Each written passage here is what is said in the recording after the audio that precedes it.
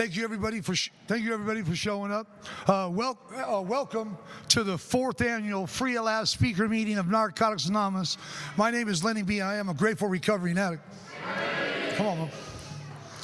Let's take a moment of silence to pray for the addict who still suffers, followed by the serenity prayer.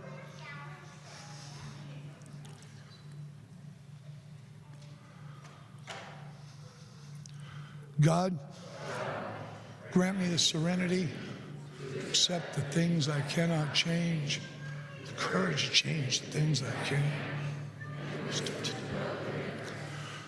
Thank you, everybody. We've asked Brandon to read Who's an Addict?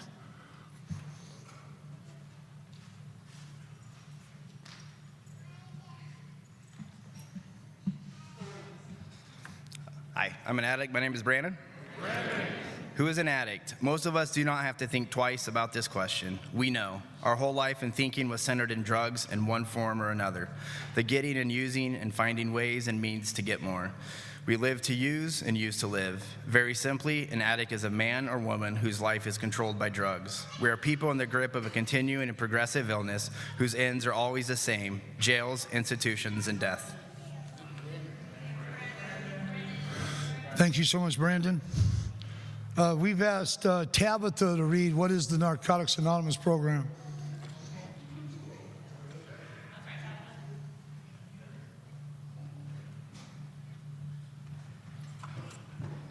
I'm an addict named Tabitha.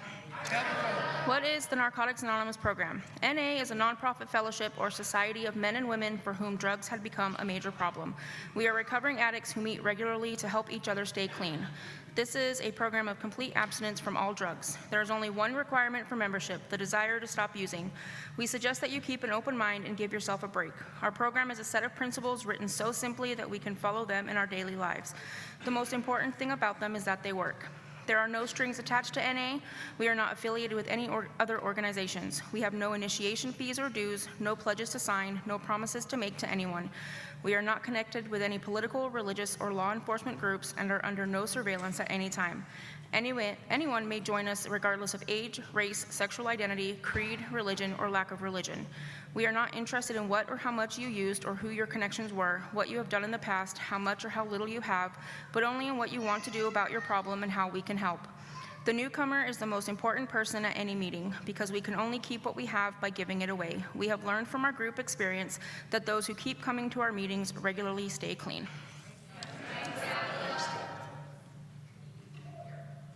Thanks, Tabitha. And I've asked to read in Spanish, Valencio, why we're here.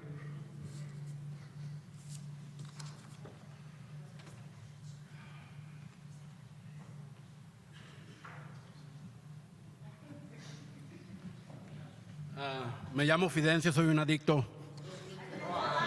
Hola. I'm going to see if I can do this, okay. ¿Por qué estábamos aquí? Antes de llegar a NA no podíamos con nuestra vida. No podíamos vivir ni gozar de la vida como se hacen otros. Teníamos que tener algo diferente y pensábamos haberlo encontrado en las drogas. Antepodíamos su consumo al bienestar de nuestras familias, parejas e hijos. Teníamos que tener droga a toda costa. Hicimos daño a muchas personas, pero sobre todo nos hicimos a nosotros los mismos. Debido a nuestra incapacidad para aceptar las responsabilidades personales, nos creábamos nuestros propios problemas, pareciendo incapaces de afrontar la vida tal como es. La mayoría nos dimos cuenta de que con nuestra adicción nos estábamos suicidando lentamente, pero la adicción es un enemigo de la vida tan astuto que habíamos perdido la fuerza para poder detenernos. Muchos terminamos en la cárcel o buscamos ayuda a la medicina, la religión o la psiquiatría. Ninguno de estos métodos nos bastó. Nuestra enfermedad siempre reaparecía o seguía avanzando hasta que, desesperados, buscábamos ayudarnos a los unos a los otros en Narcóticos Anónimos. Después de llegar a NA, nos dimos cuenta de que estábamos enfermos. Padecemos una enfermedad que no tiene cura conocida. Sin embargo, puede detenerse en un momento dado y la recuperación es entonces posible. Gracias. Come on. I seen that done in New York last year, and I wanted to add it to the genre here. That was way cool. Thank you, Felencio.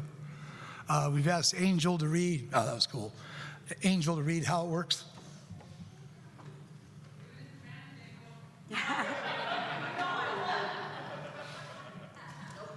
Maybe next year. My name's Angel. I'm an addict.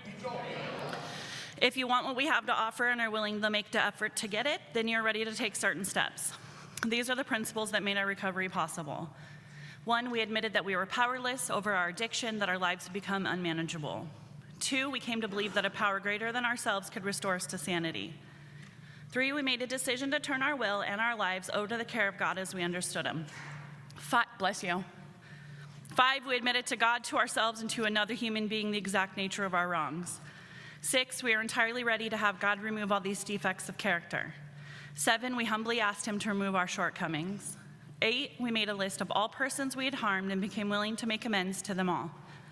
9, we made direct amends to such people wherever possible, except when to do so would injure them or others. 10, we continued to take personal inventory, and when we were wrong, promptly admitted it. 11, we sought through prayer and meditation to improve our conscious contact with God as we understood Him, praying only for knowledge of His will for us and the power to carry that out. 12, having had a spiritual awakening as a result of these steps, we tried to carry this message to addicts and to practice these principles in all of our affairs. Over. This sounds like a big order, and we can't do it all at once. We didn't become addicted in one day, so remember, easy does it. There is one thing more than anything else that will defeat us in our recovery. This is an attitude of indifference or intolerance towards spiritual principles. 3 of these that are indispensable are honesty, open-mindedness, and willingness. With these, we are well on our way. We feel that our approach to the disease of addiction is completely realistic, for the therapeutic value of one addict helping another is without parallel. We feel that our way is practical, for one addict can best understand and help another addict. We believe that the sooner we face our problems within our society and everyday living, just that much faster do we become acceptable, responsible, and productive members of that society. The only way to keep from returning to active addiction is not to take that first drug. Don't do it. If you're like us, you know that 1 is too many and 1,000 never enough. We put great emphasis on this, for we know that when we use drugs in any form or substitute one for another, we release our addiction all over again. Thank you for asking about alcohol. Thinking about alcohol is different from other drugs has caused a great many addicts to relapse. Before we came to NA, many of us viewed alcohol separately, but we cannot afford to be confused about this. Alcohol is a drug. We are people with the disease of addiction who must abstain from all drugs in order to recover. Thank you so much. Thank you so much, Angel. And we've asked Cody to read the 12 traditions.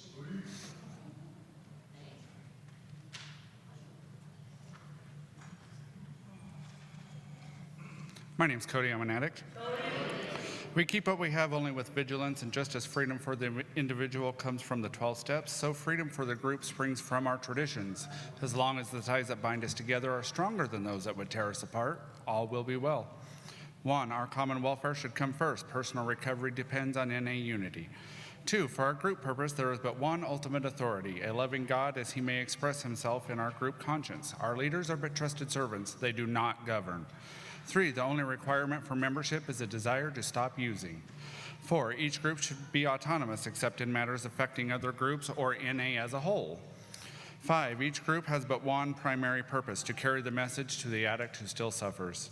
6, an NA group ought never endorse, finance, or lend the NA name to any related facility or outside enterprise, lest problems of money, property, or prestige divert us from our primary purpose. 7, every NA group ought to be fully self-supporting, declining outside contributions. 8, Narcotics Anonymous should remain forever non-professional, but our service centers may employ special workers. 9, NA as such ought never be organized, but we may create service boards or committees directly responsible to those they serve. 10, Narcotics Anonymous has no opinion on outside issues, hence the NA name ought never be drawn into public controversy. 11, our public relations policy is based on attraction rather than promotion. We need always maintain personal anonymity at the level of press, radio, and film. over. 12, anonymity is a spiritual foundation of all our traditions, ever reminding us to place principles before personalities. Understanding these traditions comes slowly over a period of time. We pick up information as we talk to members and visit various groups. It usually isn't until we get involved with service that someone points out that personal recovery depends on NA unity, and that unity depends on how well we follow our traditions. The 12 traditions of NA are not negotiable. They are the guidelines that keep our fellowship alive and free. By following these guidelines in our dealings with others and society at large, we avoid many problems. That is not to say that our traditions eliminate all problems. We still have to face difficulties as they arise: communication problems, differences of opinion, internal controversies, and troubles with individuals and groups outside the fellowship.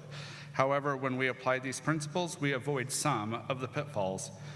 Many of our problems are like those that our predecessors had to face. Their hard-won experience gave birth to the traditions, and our own experience has shown that these principles are just as valid today as they were when the traditions were formulated. Our traditions protect us from the internal and external forces that could destroy us. They are truly the ties that bind us together. It is only through understanding and application that they work. Thank you so much, Cody. And we've asked Rebecca to read We Do Recover.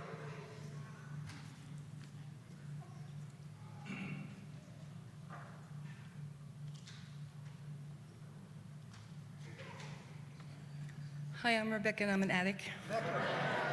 We do recover when at the end of the road we find that we can no longer function as human beings, either with or without drugs. We all face the same dilemma. What is there left to do? There seems to be this alternative. Either we go as best Either go on as best as we can to the bitter ends, jails, institutions, or death, or find a new way to live. In years gone by, very few addicts ever had this choice, this last choice. Those who are addicted today are more fortunate. For the first time in a man's entire history, a simple way has been proving itself in the lives of many addicts. It is available to us all. This is a simple, spiritual, non-religious program known as Narcotics Anonymous. Thank you, Rebecca. All right, who's got the basket?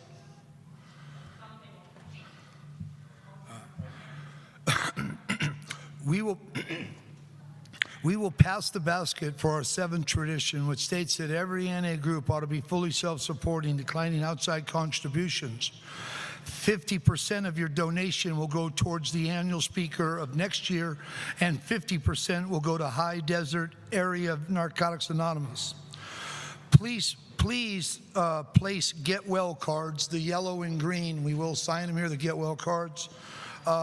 Place them in the basket, and they will be available to you after the speaker.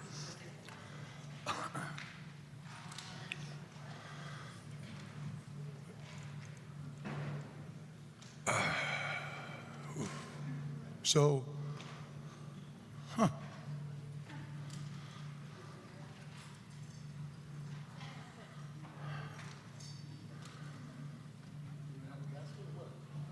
it's going around. I was getting in touch with my feelings real quick. It was crazy. Whew.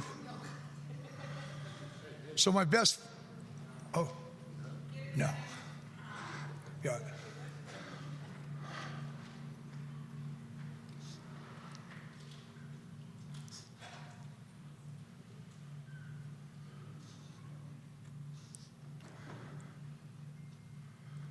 Fuck. So my first wife in Narcotics Anonymous, God bless her soul, she was my best friend before Jamie. She had to pass away in front of me for this to happen. And then I had to meet a kid named Ben Sobel on Zoom for this to happen. This is not for me. Kind of is. I like doing it. This is for the person with 3 hours up in this motherfucker, or 6 hours, or one day. This is for you tonight. But some things had to transpire in my life for this to fucking happen. Welcome to Narcotics Anonymous. It's my dear friend. I hope you guys enjoy what you hear here today. I know I'm gonna hear something. Come on, Scott, come do what you do, homeboy.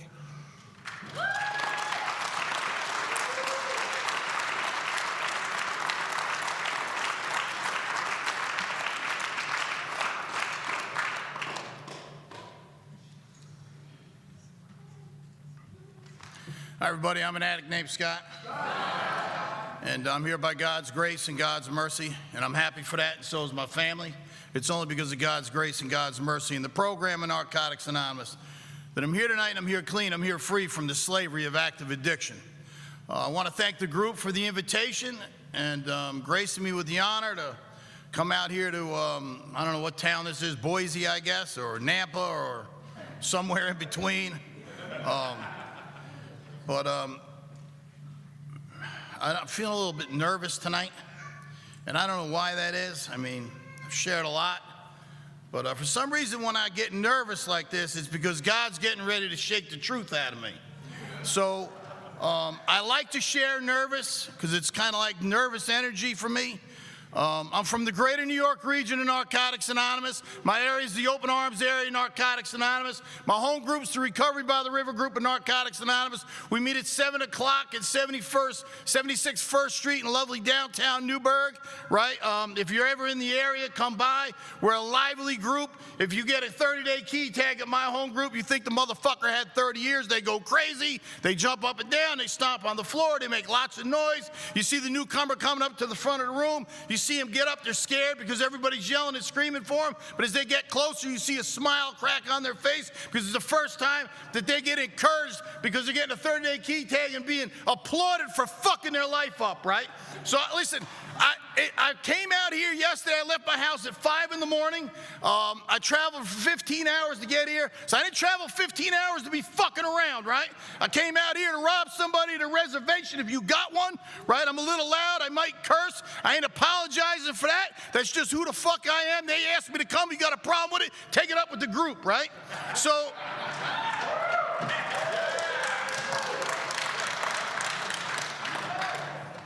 I want to read the 5th tradition to you. The 5th tradition is each group has but one primary purpose. That's not to make money. That's not to hold dances. It's to carry the message to the addict who still suffers. So we're carrying the message tonight to somebody in here who's suffering in silence. I know somebody sitting in this room right now, I don't know which fucking one it is, but one of you motherfuckers is suffering in silence. I don't know about you, I suffered in silence for 6 years. My clean date is 2/27/95, right? If that don't impress you, it impresses the shit out of me. And I don't say that for applause.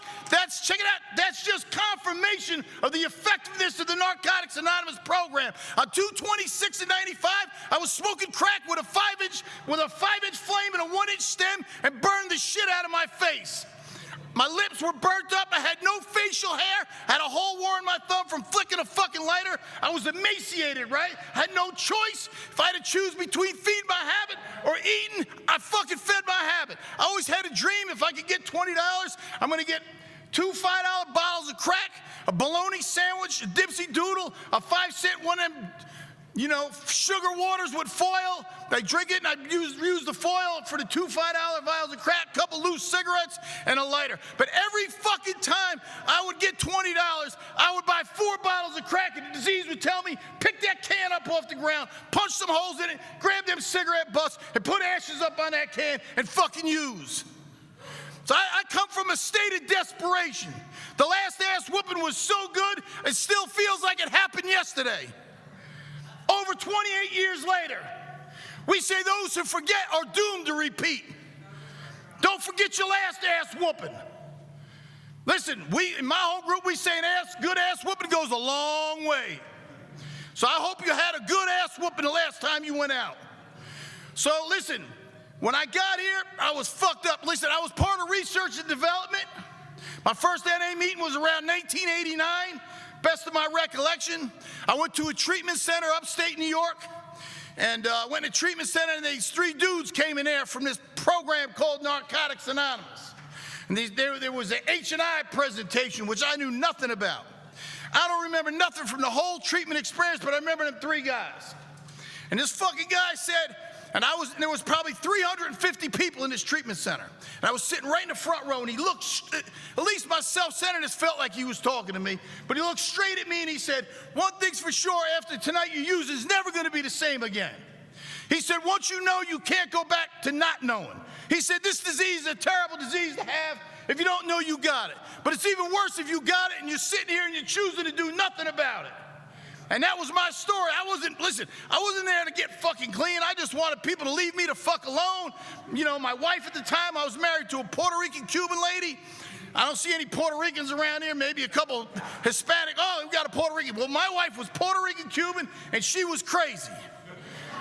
When they would see me on milk cartons missing. I would say I'll be back in an hour and disappear for 2 weeks. True story. I'd come home, she'd be upset, punch me in the face. I'd wake up with a knife to my throat, she'd tell me, I'm going to cut you, motherfucker. And I always associated abuse with love. There's a certain, in Narcotics Anonymous, and our literature talks about, there's a certain distorted comfortability in old familiar pain.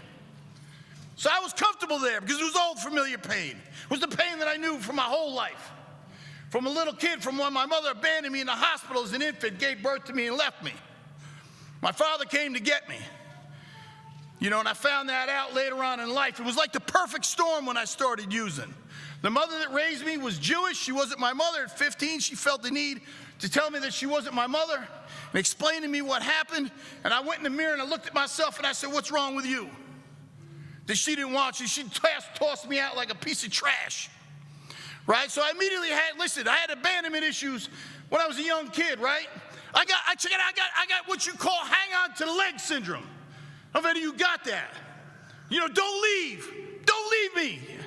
Any of you been in a relationship where you were getting fucking abused and you held on no matter what? Come hell or high water, no matter how bad you were being treated, chances are you got abandonment issues too. I didn't know I had abandonment issues. My issues got issues. So I went in that treatment center, I heard the message, I don't remember nothing else from the treatment center, but the Puerto Rican Cuban wife, they had a family program there. So she came up there, and I'm telling you, she was fucking crazy. And the guy who was running the family program thing said, when he leaves treatment, he has to go to Narcotics Anonymous meetings. And she looked at me and she said, trust me, that motherfucker's going to Narcotics Anonymous meetings, right? And I said, yeah, I'll go to Narcotics Anonymous, I'll do. Listen, I had no intention of staying clean. She gave me an allowance like a little kid, $5 a day. You can have $5 a day. Use it for lunch, cigarettes, whatever. I took the $5 a day, stuck it in my sock. And after about 90 days, by that time I was a stepologist. And there was a meeting in Newburgh called the Hill Climbers Group, and it split. It was a beginner's meeting and it went to step meeting. So by the time I had 90 days, I was a fucking stepologist, tell you how to stay clean, but I couldn't stay clean myself. And I went to first step meeting and shared eloquently on how I was powerless over my addiction. I don't even remember what the fuck I said because it was bullshit anyway. And I left the meeting. As soon as the meeting was over, we said the Serenity Prayer, I was out the door and used. Gone. Like the movie, gone like the wind. Gone. Because once you pick it up and you get in the grips, I don't know about you, I wanted to stop. But I couldn't. Once I got in the grips, I couldn't stop. No matter, listen, I don't know if you know, I'm telling you, dereliction became a way of life. You know, I was molested at 15 years old, right around the same time my mother told me she wasn't my mother. I was molested by men and women. I was all fucked up. I didn't know if I was gay, straight, bi. I didn't know what the fuck I was when I got here. In meetings looking at dudes' asses. I'm telling you the truth, man. The 12 steps will sort out the confusion and contradiction in your life. I know somebody right now is sitting here in silent frustration. You want to tell the truth on yourself, but you ain't going there. You're sitting here locked and loaded. You really just want to rat yourself out, right? You can't save your ass and your face at the same time.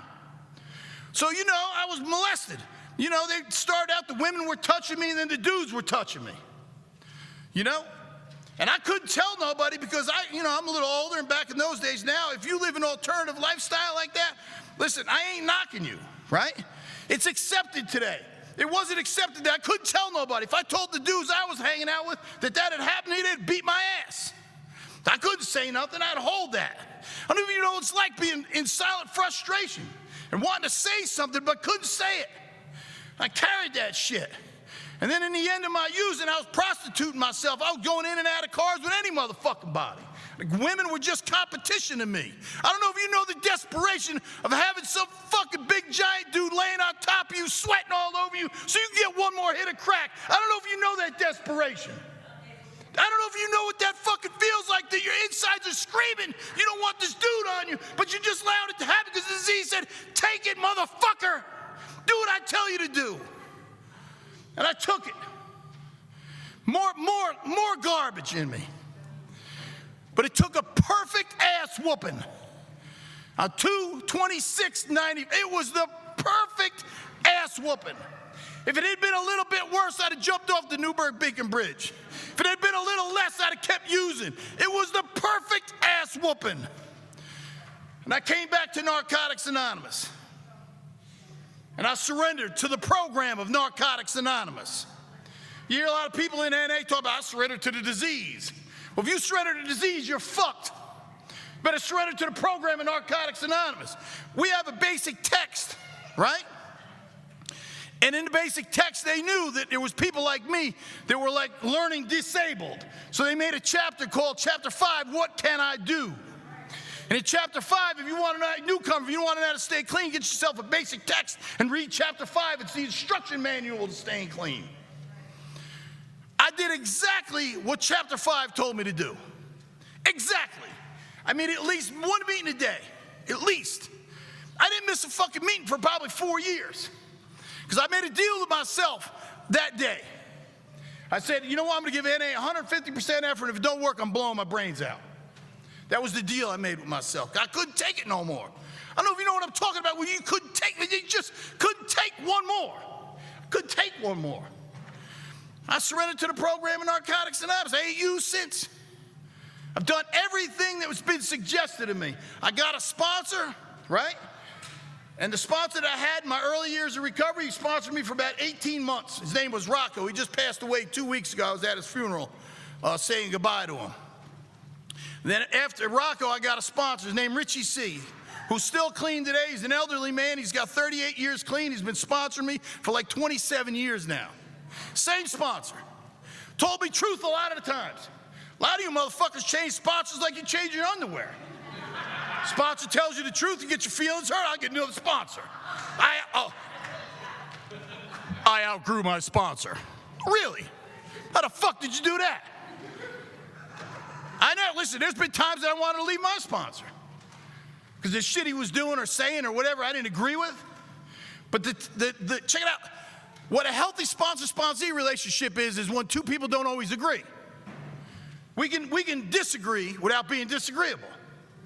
So, you know, I disagree with my sponsor sometimes. I don't fucking go with everything he tells me to do. I'm like the opposite. He sponsors a lot of guys. I'm like the fucking black sheep of that sponsorship family because I don't go along with just everything. I'm a free thinker. I can think for myself. You know, it ain't like, okay, sponsor, you can fart. Go ahead. Listen, that ain't what it is. For me in the beginning it was, but it ain't now. But he led me through the 12 steps long before the Step Working Guide. We had a 5th edition basic text, a white booklet, and IPs back in those days. And my sponsor told me, you think circular and write linear. I'm going to say it again. We think circular, but we write linear. So he started giving me step writing assignments. And I started to embark on the 12-step process. And I started to write and sorting out the confusion and contradiction in my life. And I remember my first 4-step, and I had to get to all that. It was like that sexual shit that I didn't want to talk about. And I'm going to read something to you, right? It's out of It Works, How and Why. And it's out of the 4-step. Let me find it. The great thing about modern technology, I don't need to carry my books no more. I got it on Kindle.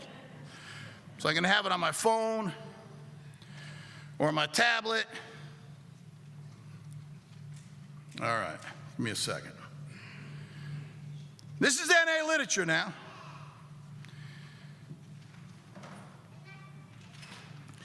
All right.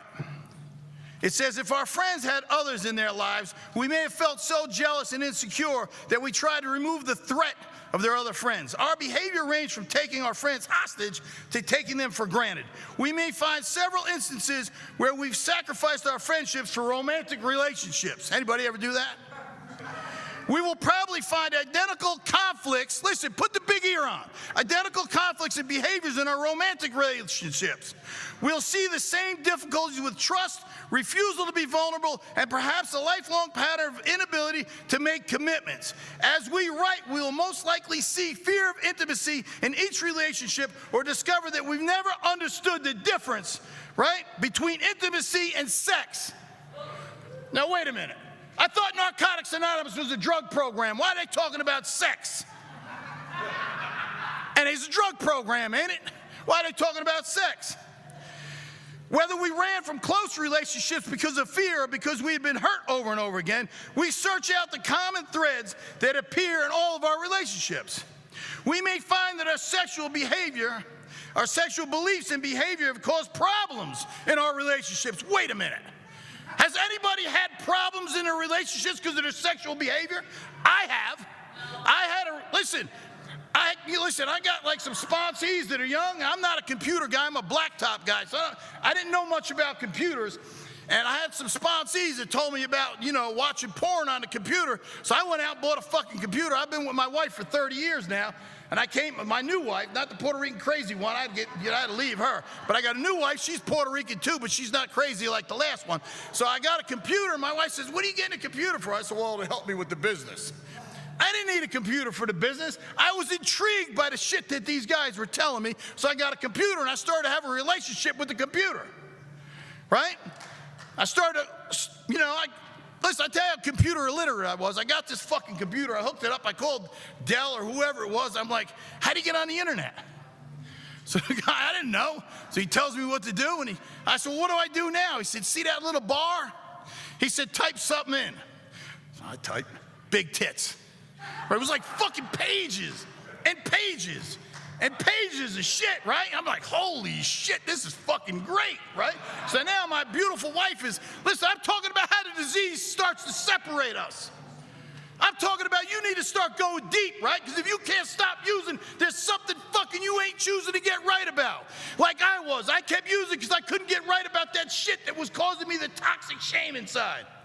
Right? So I started like this whole thing, and my wife would be laying in the bed, and I'm looking at porn on the computer. Then I was, going to, that wasn't enough. I was going to adult bookstores now. Back in VHS tapes. Had a whole fucking box of them hidden in the closet.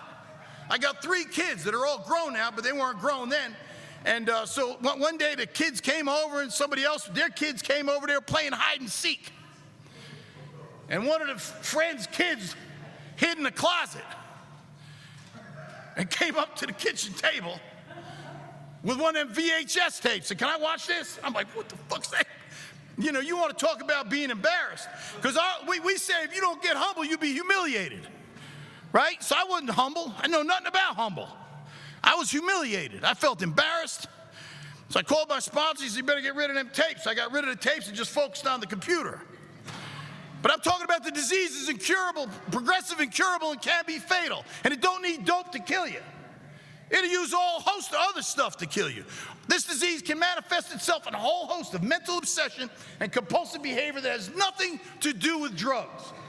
Literature says it in the flat book, The Step Working Guide, and the first step talks about that. So listen, we may find that our sexual beliefs and behavior cause problems. It caused problems, caused separation with my wife. Started separating. We became strangers passing in the hallway. Right? Became strangers. Who's taking the kids to taekwondo? Who's going to cheerleading or see you later. Right? That's how it was. There was no more intimacy. The disease slid in. Because let me tell you something about the disease. In the 12 traditions, when you read the 12 traditions, it says we keep what we have only with vigilance. Vigilance means always watchful. Right? So if you're not always watchful in this diabolical, dirty, low-down, grimy-ass fucking disease, it only needs a little crack in the door. Once it gets a crack in the door, it sneaks in the door. Once it opens the door, it bum rushes in. So you could be breezing along right now, doing all the right thing for the right reasons, and it's like start to slight in your program, and the disease slides in. And you don't know that it slides in. Like me, I didn't know. I didn't know it was sliding in. I didn't know the disease is like it has sex with you, and you don't know that it's fucking you till you're pregnant and in labor. And by the time you get in labor, then you realize that you've been fucked by the disease when you're in labor pain, and you wonder how the fuck you got there because the disease slid in the crack in the door. So the disease slid in, and it slid in between me and my wife, and you know, guess what happened? The computer relationship wasn't enough. So some female that I knew from NA was clean a while. She wasn't no newcomer. She was clean. Came to me and crying one day. I don't know why the fuck she called me. You know, she called me crying. She needed a sponsor. I said, well, come to my home group. I said, I'll meet you at the park and ride. And you can ride. My home group's 45-minute ride from where I live.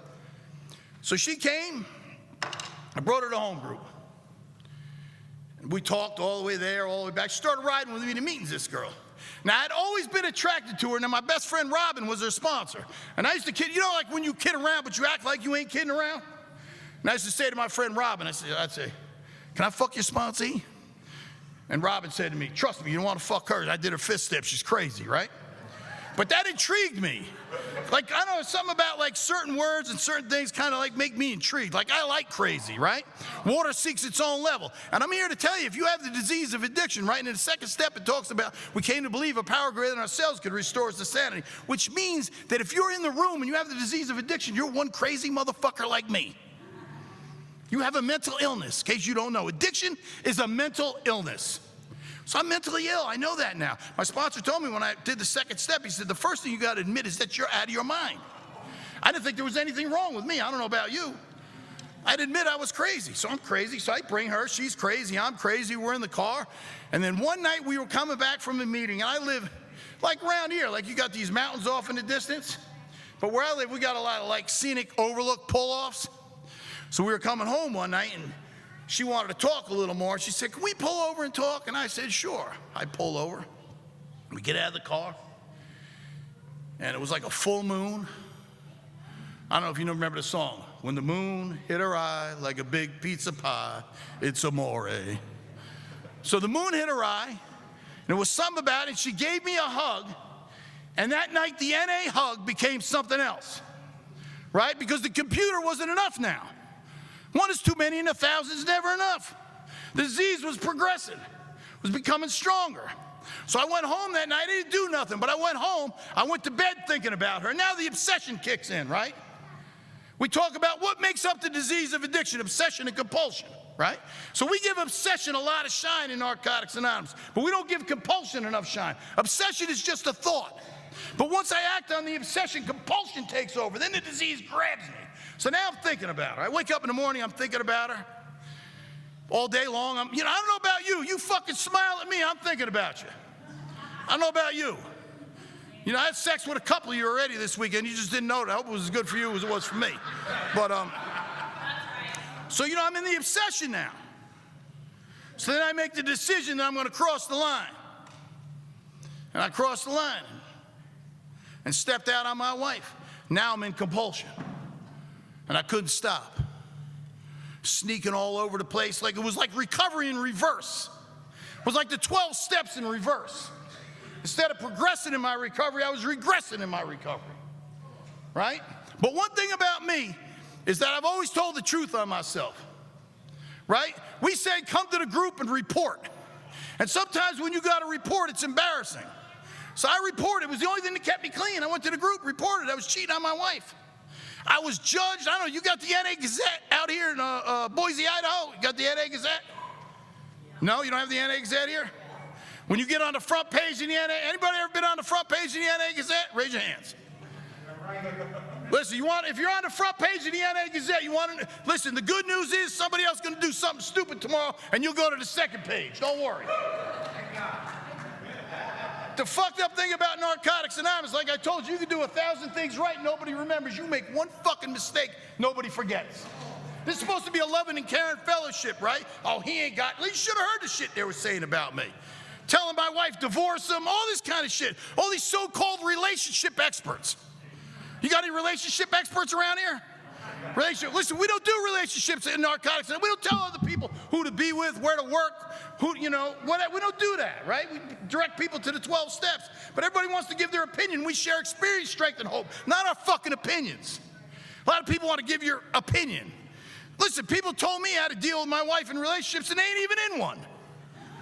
Tell me how to deal with my kids and they don't have any. I mean, it's crazy shit. If you don't have no experience, keep your fucking mouth shut. Right? Keep your mouth shut. You don't, listen, point them to somebody who does. So listen, so I'm in it, I'm sharing. People are judging me, tearing me up. My wife stuck it out with me. You told her to leave me. I don't blame her. I would have left me. The shit I was doing, grimy motherfucker that I was. But she stuck and stayed. So listen, I'm going to tell you, it's all fun and games until something happens. So the girl, the NA girl, I said, I can't do this no more. I made a decision. I need to, get back on track. NA's like a GPS, right? And God's like a GPS, right? If you're going along and you make a wrong turn, the GPS tries to reroute you. The 12 steps will reroute you back on the path if you get off the path, because you can get off the path here. And if you get off the path, start working the steps again, you get back on the path. You can make a decision. Okay, I'm going to commit to the program again. I made a commitment. I'm going to commit back to the program again. I'm going to work it out with my wife. My wife stuck it out, and it was a rough road. A rough road. Checking my phone all the time, looking at the receipts, all of that stuff. I had to take the passcode off the phone. How many in a relationship got a passcode on the phone? Fucking quiet in here. So there's no passcode in there is a passcode only because I don't like opening it when I'm working, but my wife knows the passcode. I had to allow her that. I had to take her saying stuff to me all the time about, where you going, to see your girlfriend? Now I couldn't say nothing. What was I going to say? Fucking year, 2 years later, still saying it. If I can allow you your process, why couldn't I allow her hers? You hear what I'm telling you? If you can allow your sponsees the process, allow somebody else in your life who ain't in the program their process.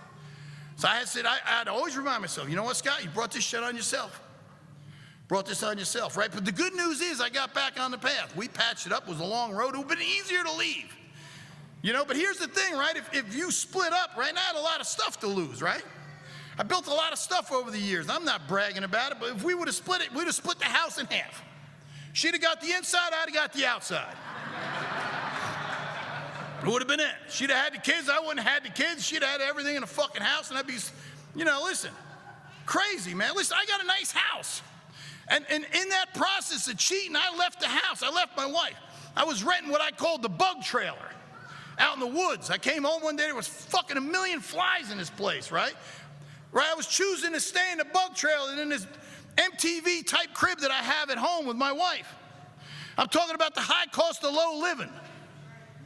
It's the high cost of low living. So, me and my wife worked it out, brought God into the relationship, kept God in the center of the relationship, and we worked it out. Still together today. I don't know how the fuck she did it. Listen, God gave me my wife over 30 years ago. He knew what he was doing. He knew I was going to need a woman with her strength. And she ain't an NA member, by the way. But she has more spiritual principles than a lot of motherfuckers in Narcotics Anonymous. A lot of women were telling her, I'll leave him. You should have heard the shit, because she told me everything. After. There was dudes that were in my life that were trying to take my wife out on fucking dates. That ain't never happened here. Shit, I'm saying you act like it ain't never happened around here. Well, none of this shit ever happens in Boise, right? I mean, you guys got this shit down pat, right?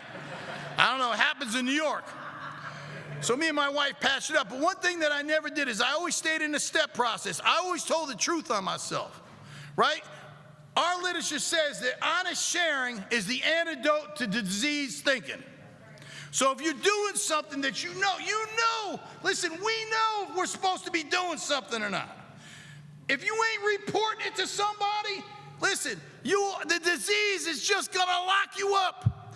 And I got out of it clean because in the end, I wanted to drive one of my dump trucks off the Newburgh Beacon Bridge into the Hudson River, which is about 250 feet in the fucking air. Suicide was the thought, right? And the girl, she didn't want it to end. So you could do whatever you want, but can you cash the check in the end? Right? We have free will to do what we want, but are you going to be able to cash the check and stay clean? The girl didn't want it to end. She was good for a couple of weeks, then she called me on the phone one morning. See, I had blocked her number and blocked her on Facebook so she couldn't see what I was doing. But she was slick. She's an addict. She used to go to the asphalt plants, wait for my trucks to go in there and follow the fucking trucks to the job site so she could find me. Because when I would see her, I would almost like cave in because she was like Superman had kryptonite. She was like my kryptonite. And so one morning she called me from a strange number I didn't recognize, and I answered thinking maybe it's a potential job. And it was her. And I said, stop calling me. It's over. And I hung the phone up, and she kept calling and calling and calling and calling and calling and calling, and then it stopped. And I had a feeling of impending doom. So I called some of my home group members, and I said, I got a bad feeling. Maybe give her a call. People called her, couldn't get a hold of her. That night at 5 o'clock on the news, we'd seen that she had crashed her car into a fucking building, was airlifted to Westchester Medical Center, and found out that she was paralyzed from the waist down because she couldn't handle the emotional withdrawal of me not wanting to be with her. And the disease, you know what the disease told me? He said, it's your fault, you slimy dirt. Remember what the disease used to do to you when you were using? When you swore you'd never do it again and you caved into the disease one last time? The disease said, ain't nothing gonna happen. We're just gonna get one. Don't worry, I love you. It's gonna be all right. And then in the morning, disease would tell you, dirty, low down, dirty motherfucker. You ain't never been shit. You're never gonna be shit. Well, it was the same disease telling me the same thing with 16 years clean, telling me, you dirty, no good motherfucker. Look at you with your good sharing ass. You ain't never been nothing. You ain't. The same message it was telling me. So I'm telling you, fuck around if you wanna, but can you cash the check and stay clean? Listen, I ain't used nothing in over 28 years. And I report to you to tell you that I'm not perfect, right? Ain't none of us perfect. You think you want perfect motherfucker? You want sick motherfucker. Ain't nobody perfect here. Nobody. And you're gonna make mistakes. And when somebody makes a mistake, don't chastise them. Because there's been people I've seen that got chastised that didn't have the spiritual fortitude that I have, and they left. And they didn't come back. And I don't know what happened to them. I don't know if they're dead, alive, psych center, prison, I don't know. But they left. People say, listen, gossip runs people the fuck out of here. If you got nothing positive to say, keep your mouth shut. That's right. If you got nothing good to say, be quiet. Don't say nothing. Don't say nothing. If you can't offer, this is about encouragement, not discouragement. No matter what somebody's doing. Well, when I get his clean time, I'm not going to do that. Well, you got to get the clean time before you can say what you're going to be doing when you're in the clean time. Somebody with 2 years said, oh, when I get his clean time, how the fuck do you know? You may not even make it there. That's the truth.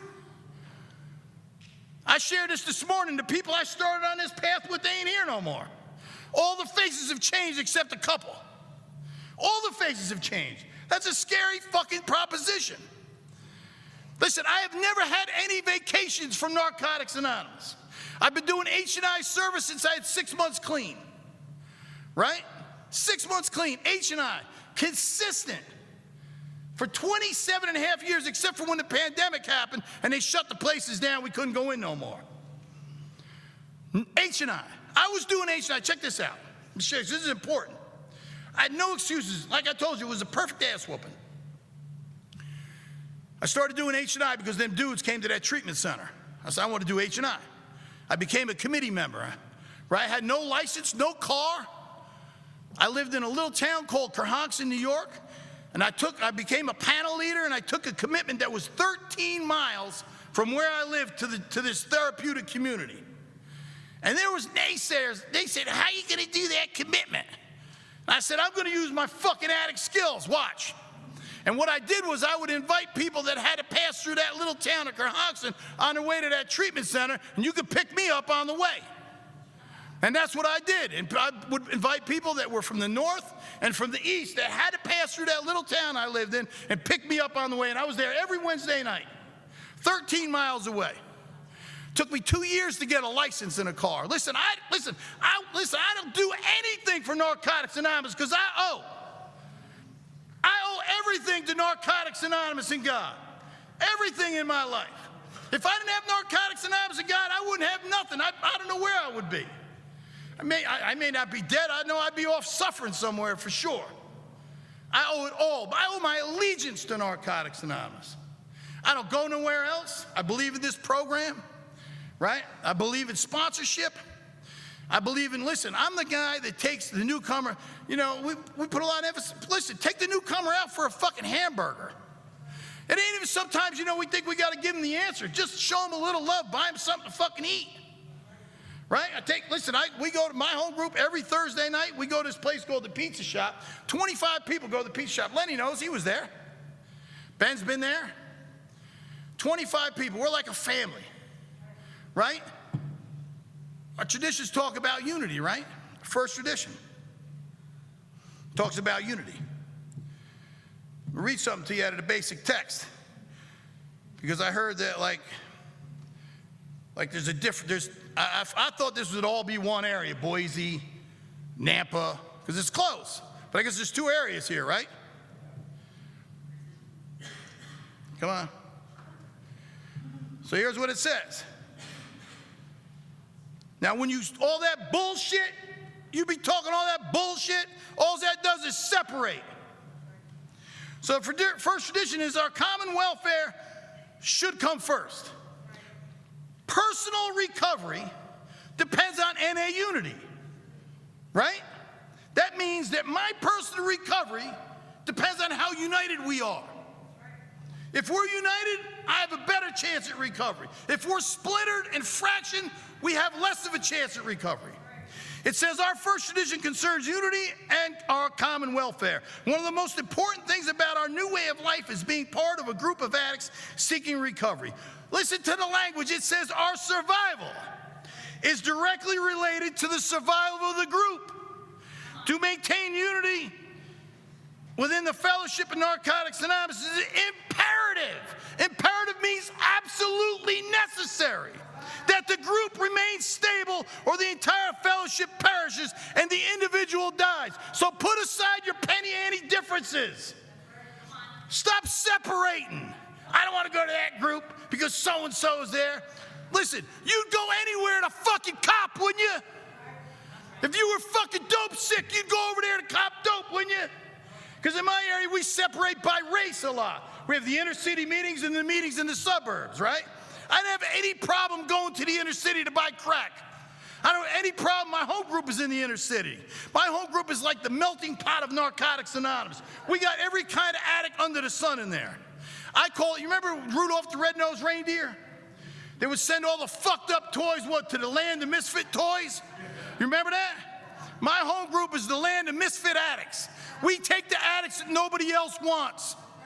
We take the ones that are bottom of the barrel, the ones that smell, that are dirty, that come right off the hose roll. We embrace them. We tell them to keep coming back. We give them some coffee and cookies. We show them some love. We had a home group member. Her name was Katie. May she rest in peace. She was my hero. She came for 5 years using. Every Thursday night using. Dirty feet would smell, would come in and bump $5 off everybody in the meeting. Disrupt the whole fucking meeting, she would. And I tell her, Katie, sit down. Listen, can you listen? Can you sit down? Hey, can I have $5? I tell her, just keep coming back, right? I told her, keep coming, right? The only requirement for membership is a desire to stop using. You could be using and be a member if you come here. All you got to do is have a desire. It says, with this desire, miracles happen. So she kept coming. We never discouraged her not to come. She came. And then one day she didn't come. She was there like clockwork every week. Right off the hose stroll, come right in the meeting. One week she didn't come. I said to one of my home group members, Barry, I said, yo, you seen Katie in the street? He said, nah, I ain't seen her. I thought maybe she got to the end. Would affect me. And the next week she didn't come. And then the following week she came. And she raised her hand and said she was clean. And we went fucking berserk. I swear to God, she got a white key tag. You would have thought she had 50 fucking years clean. We went crazy. Holy shit, she's gonna stop fucking harassing us now. She's clean finally, right? And then she went to an outpatient program and they put her on methadone. She was clean, came out of the detox. And we wouldn't let her share. We wouldn't let her share because she was on DRT. You got DRT out here? If you're on DRT, listen, keep coming, man. We need your membership. But you're not clean. I hate to be the one to inform you that you ain't clean in Narcotics Anonymous. It's about total abstinence from all drugs. That's unpopular now. That's unpopular in NA. I was groomed in here by NA soldiers. These motherfuckers would go anywhere to carry the message. They took me with them one time. They drove 25 fucking hours to Fredericton, New Brunswick, Canada. They piled me in his van with them, these guys. There was like 50 people in the convention. It was like 8 people drove. They were the convention. The 8 people that drove there were all the speakers. But they showed me that they were willing to drive 25 fucking hours to go carry the message to some little obscure place up in Canada. I'm telling you, I was in that van 25 hours. And they taught me that abstinence is the first step to recovery. We either suffer the pain of withdrawal or we keep using. That's what our literature says. So Katie came, she's on the methadone. We wouldn't let her share. She would get mad. She'd raise her hand and nobody pick her. Nobody. She fucking was mad.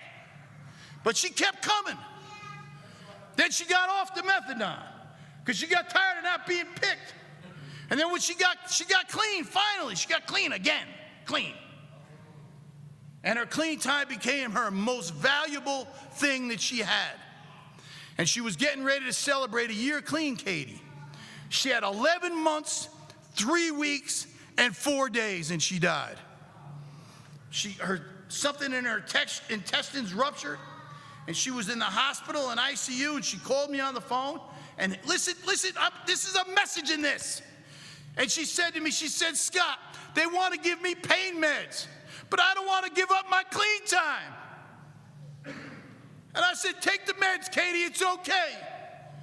Take the meds. Her clean time became her most important asset because we didn't let her share. We didn't candy coat it for her. We told her abstinence is the only way. Get off the liquid handcuffs. We call it liquid handcuffs in New York when you got to report to the methadone program. Philip from Macedonia reporting for service. She stopped reporting. And that made an impression on me. And we went and we buried her. There was hundreds of people came to Katie's funeral. Hundreds, because she showed us what this program was all about. It was hundreds came. And I said, if she could see how much she was loved. Because you know when you come here and you're beaten, you don't feel like nobody loves you no more. But this program will love you back to life. This program does for people what doctors and PhDs wish they could do with people. Narcotics Anonymous does with people.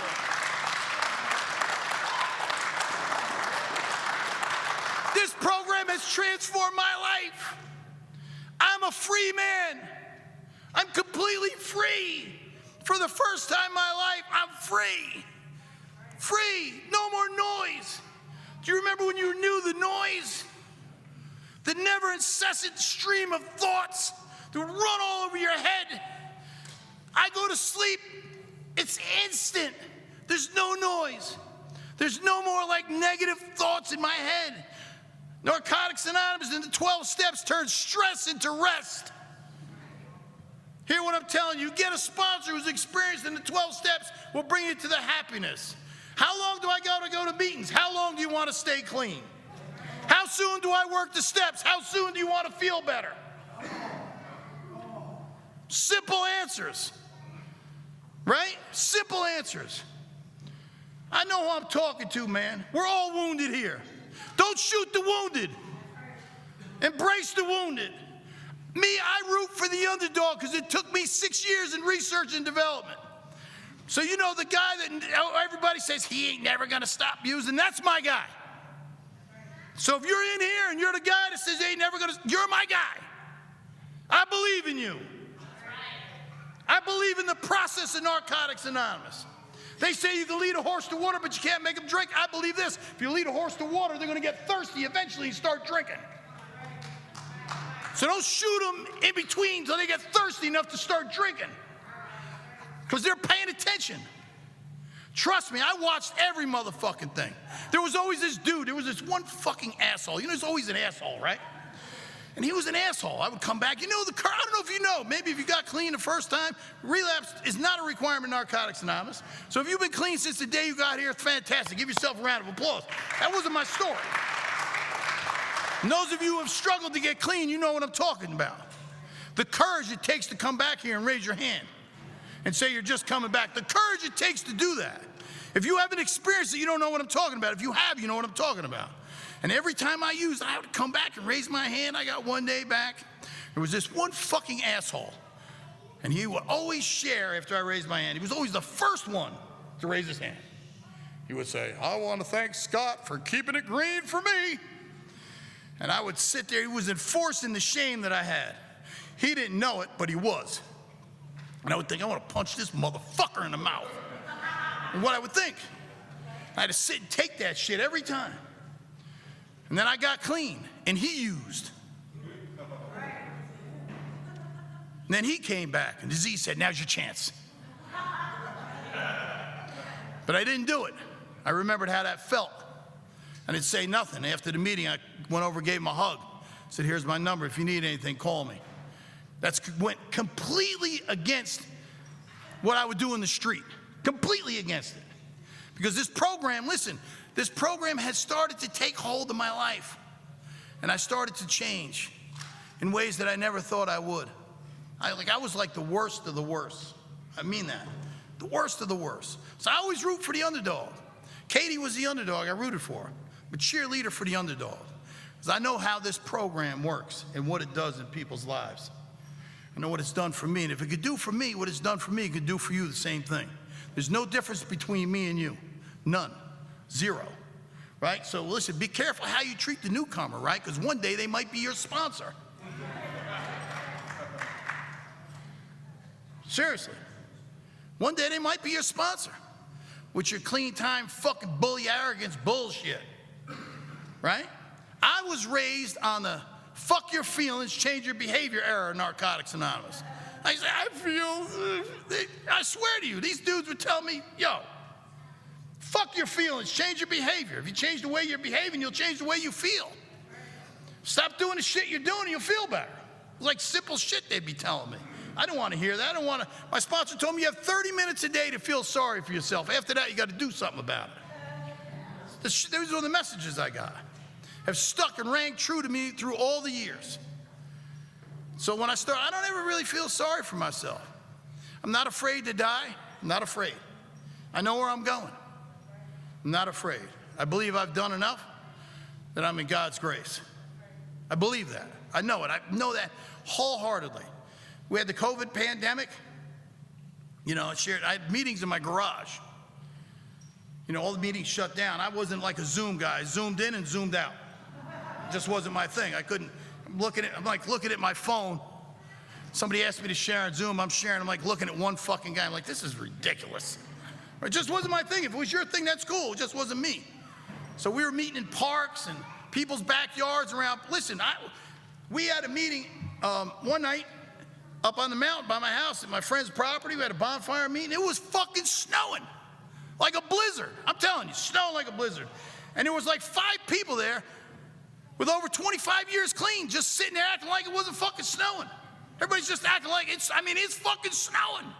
And we're just sitting there having a meeting with snow on us because recovery is still important to us. We're still willing to sit in a fucking blazing snowstorm to stay clean. I'm talking about going to any lengths. If you want to know why you can't stay clean, because you ain't going to any lengths. You got to go to any lengths to stay clean. They say if you put as much effort into your staying clean as you did using, you'll stay clean. That's the true fucking story. Put as much effort into this as you did using, you'll stay clean. You'll never fucking use again. What was my problem? Listen, I'm the kind of guy, I'm going to share this, I'm going to start winding down. You know, I want to walk by the gym, look inside, and then pose in the mirror. I don't actually want to go in there and do anything. I just want to look and then pose. You can't do that in NA. You got to put in the effort.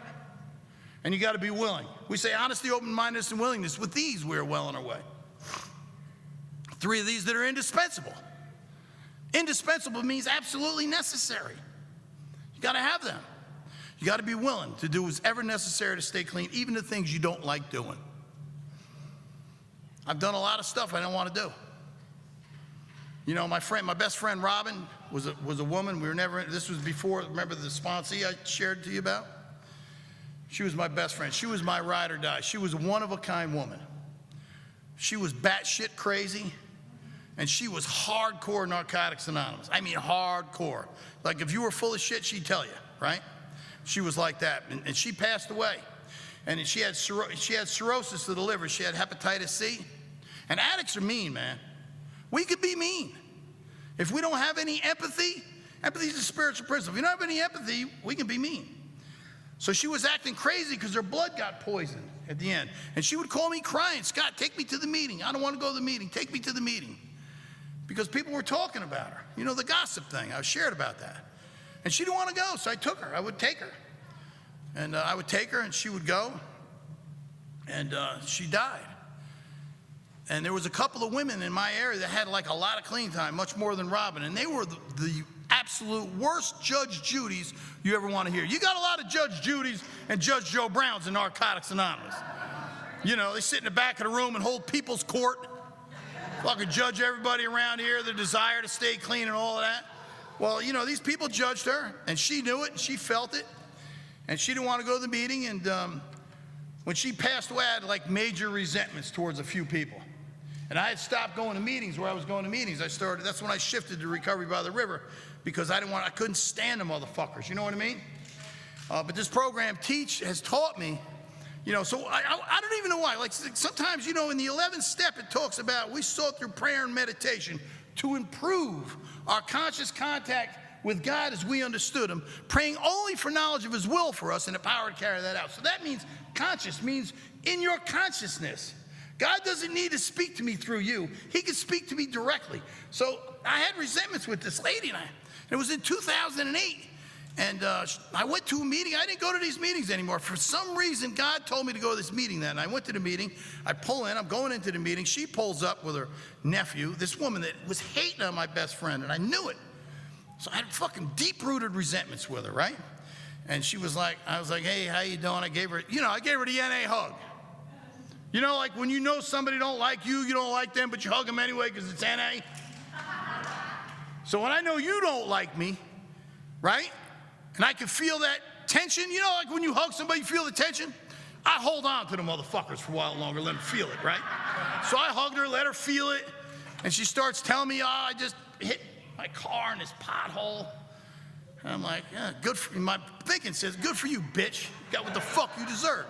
I don't give a fuck what happened to your car. This is what I'm thinking, right? Fuck you, fuck your car. Wish you'd crash that motherfucker into a gas pump and caught on fire is what I'm thinking, right?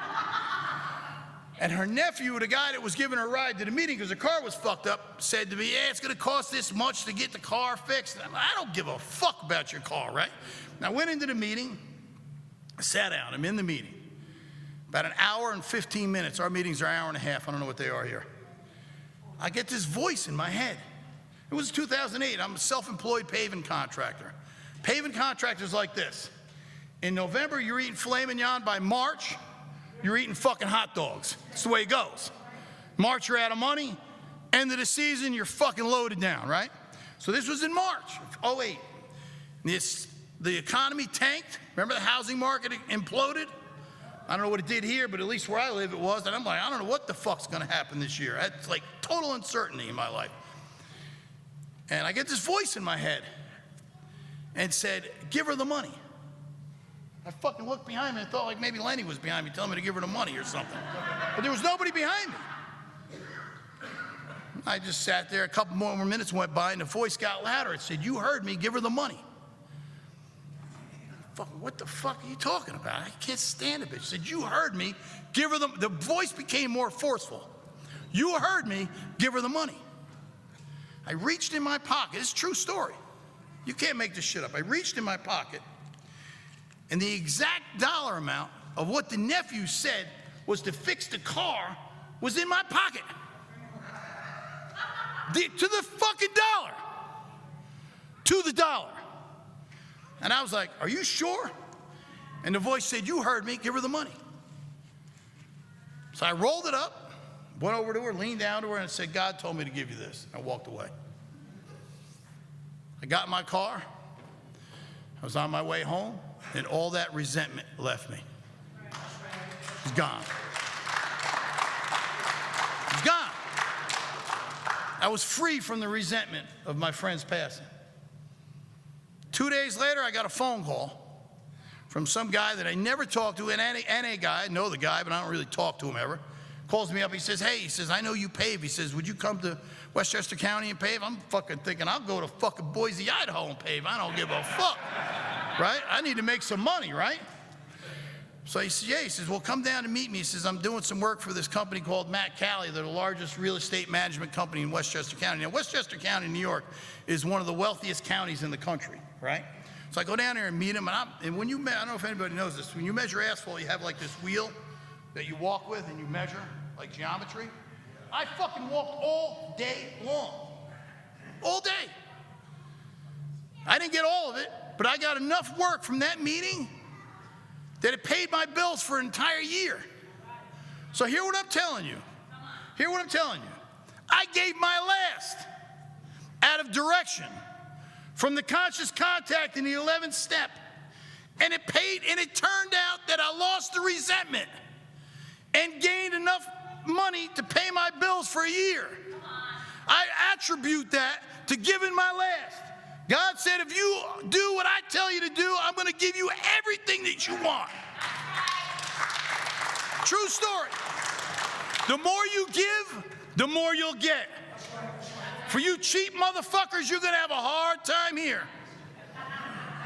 I'm telling you, I've given a lot of $20 bills out in meetings to people. Don't give nothing and expect it back here. Somebody says, let me borrow some money.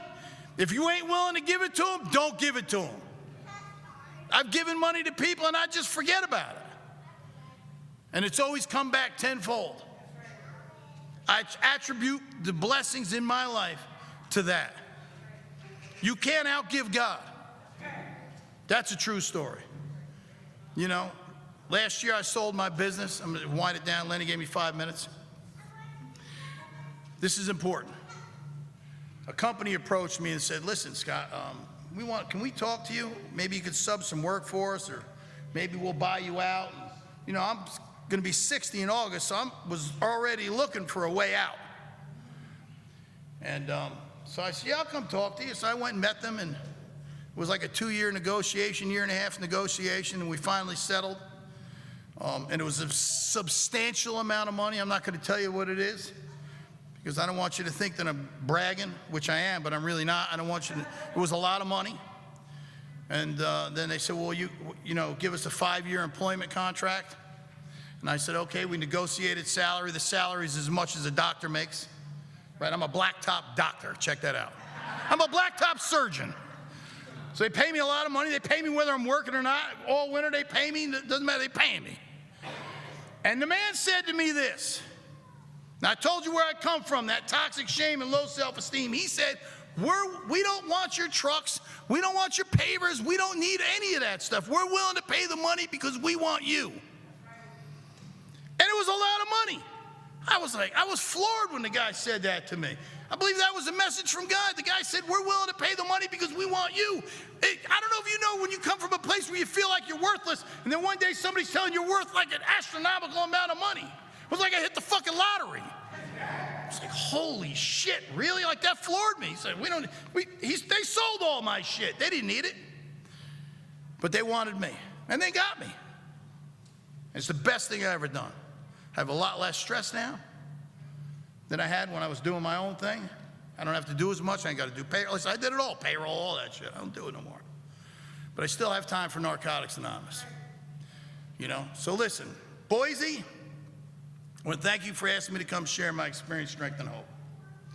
I hope I helped somebody in this meeting. I don't know which one it was, but I know I got one.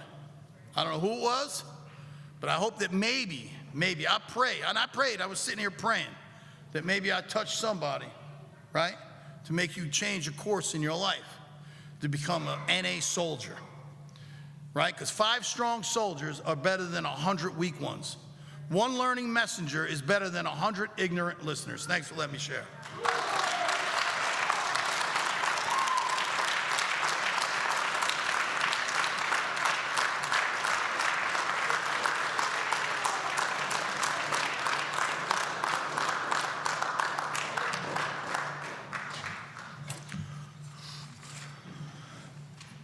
he did fly a long way. One more time, man. Come on, man. My homeboy. Come on. One more time. Come on.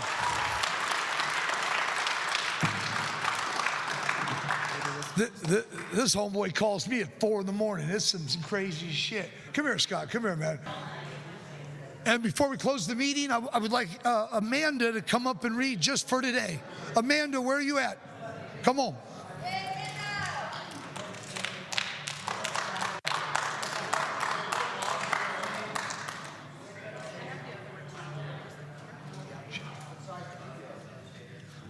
Hello, my name's Amanda. I'm an addict.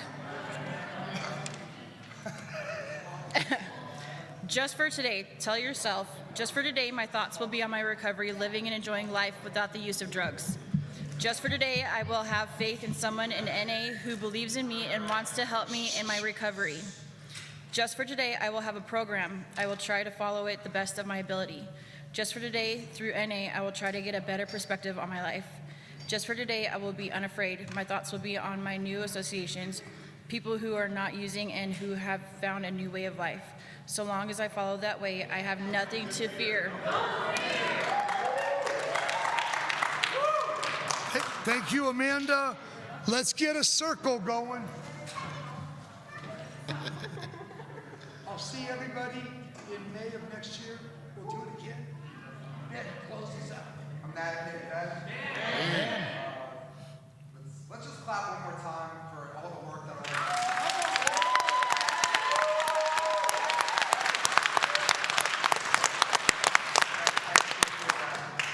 let's just have a moment of silence, a sincere moment of silence. Reflect on why we're here. Pray somebody in here that's not here yet. Use that moment for whatever you'd like, followed by the we version of the Serenity Prayer.